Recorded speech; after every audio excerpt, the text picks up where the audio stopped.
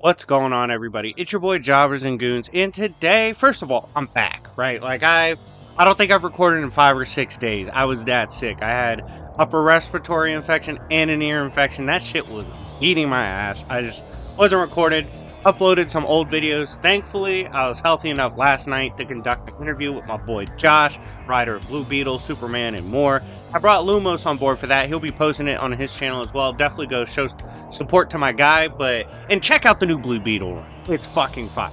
But on topic, today's topic, Storm, one of my favorite characters in comic books, and she's gotten a lot more powerful. So we're gonna discuss the power of Storm and why she has gotten so much crazier. And if you love content like this, run the likes up. Hit the subscribe button if you haven't already. We're on the road to 30K. Thank you guys for the love and support. And without further ado, let's begin. So, where did my love for Storm start, right? Because I've been pretty vocal about how much I've loved the character. Well, when I first got into comics, and really one of the starts to my YouTube channel, shout out my comic guy Tony, he gave me the entire Claremont run of the X-Men Omnibus. And that's when I fell in love with the character of Storm. She was so badass, but she had her flaws. Her traumas from being trapped in rubble with her family left her extremely claustrophobic. And these flaws actually led to me realizing how powerful and dangerous she was even back then. You see, despite not being put on the same playing field as the strongest mutants at the time, Storm had a moment in which Dr. Doom was infatuated with her, right? Brought her to his crib and was spitting game at the girl, he wanted to smash. And she was flirting back, because Dr. Doom has aura, right? He has ultimate Riz, that's Big Doom. And eventually he used her as a trap for the X-Men.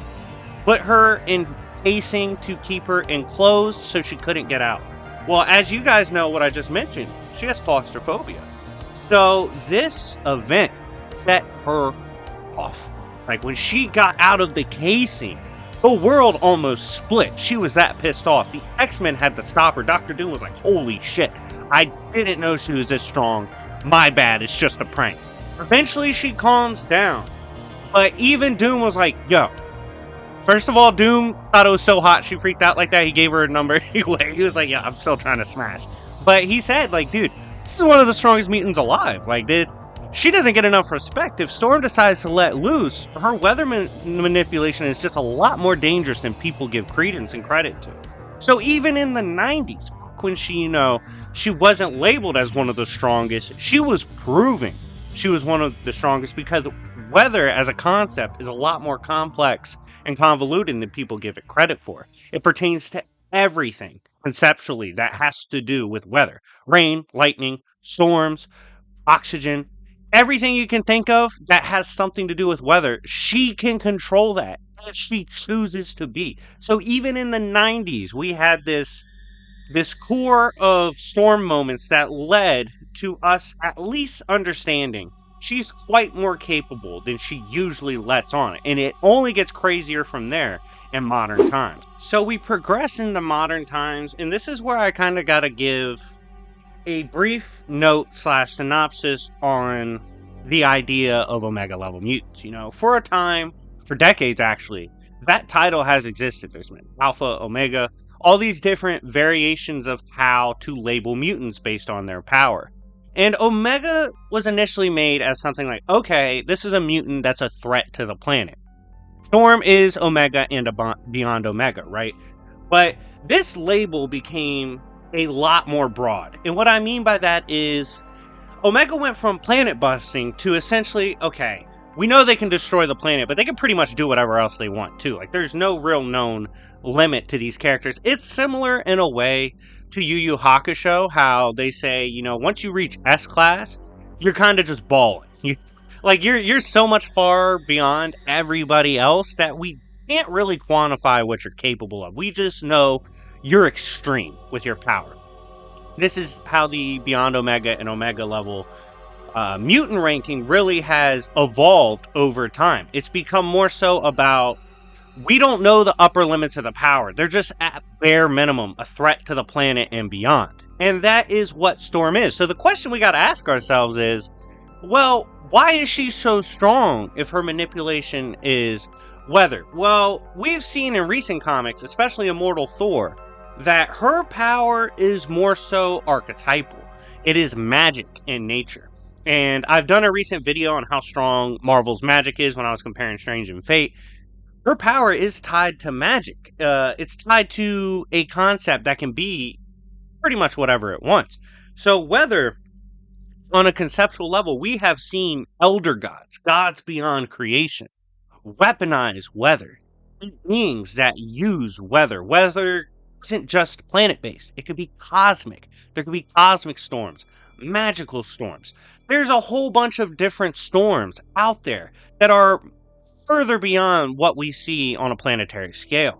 And Storm has the ability to tap into this. She's also taken down other Omega level mutants. I talked about that recent bum, Vulcan. Goddamn, she bullies him every Tuesday. Like, it's pretty bad. And Storm recently stood up to Immortal Thor. Now, Thor did say, hey, she's unaware of how strong she really is. She's unaware of how deep her magic power goes in the terms of using weather. However, she's still incredibly dangerous.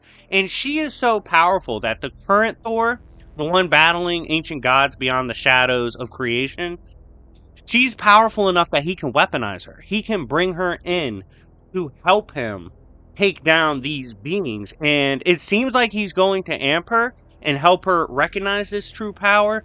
But it shows how stupidly broken Storm is, especially in modern times. And even outside of this Thor story, we've had moments where she's pulled up on Noel and she's gotten his attention with her power. So let's ask ourselves the question: strong really is Storm? To me, where she is now, at bare minimum, multiversal. At the bare minimum.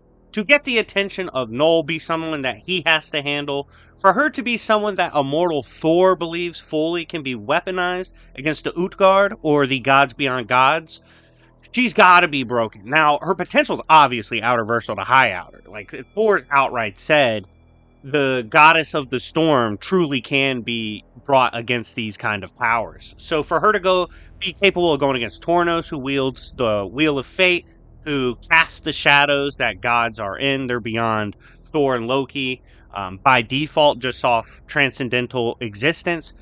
And the fact she was kind of hurting Thor when she pulled up on him, she might be outer right now. I mean, you kind of can argue that. The fact that she was even kind of hurting Thor in the pocket of the moon using her weather manipulation, she's insanely broken. We, at bare minimum, have to give her multiversal, but honestly, she's reaching outer versal levels of power, which is fine, considering how strong Beyond Omega is supposed to be now. I mean, we saw Legion, who's Beyond Omega, boxing with Uranus in conceptual multiverses of ideas and imaginations, throwing multiverses at each other. Like, it's crazy shit they deal with.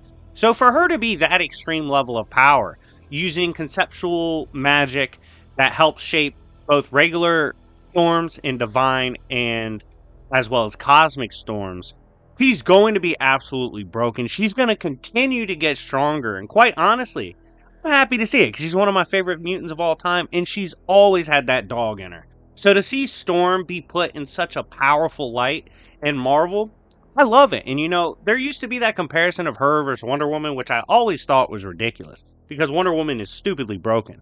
Now there's a little more credence to it. Storm genuinely is one of the strongest female characters in comics now. I'm absolutely here for it.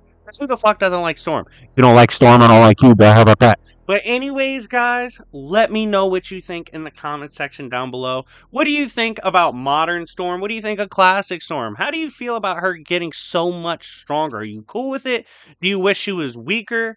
Let me know, because, you know, some people are kind of weird about power boosts and characters getting stronger, especially the old heads. So definitely let me know how you feel about Storm in the comment section down below. I, for one, love it, but I might be one of the only ones that does. So we'll find out. But anyways, guys, thank you so much for watching. I had a ton of fun making this video. I always love talking about some of my favorite characters. And look out for more content today, as I'm healthy now and I want to get back on the grind. But thank you guys so much for the love and support. It's been your boy Jobbers and Goons. Go check out my recent interview I did. I posted it last night. And I'll see y'all later. Peace.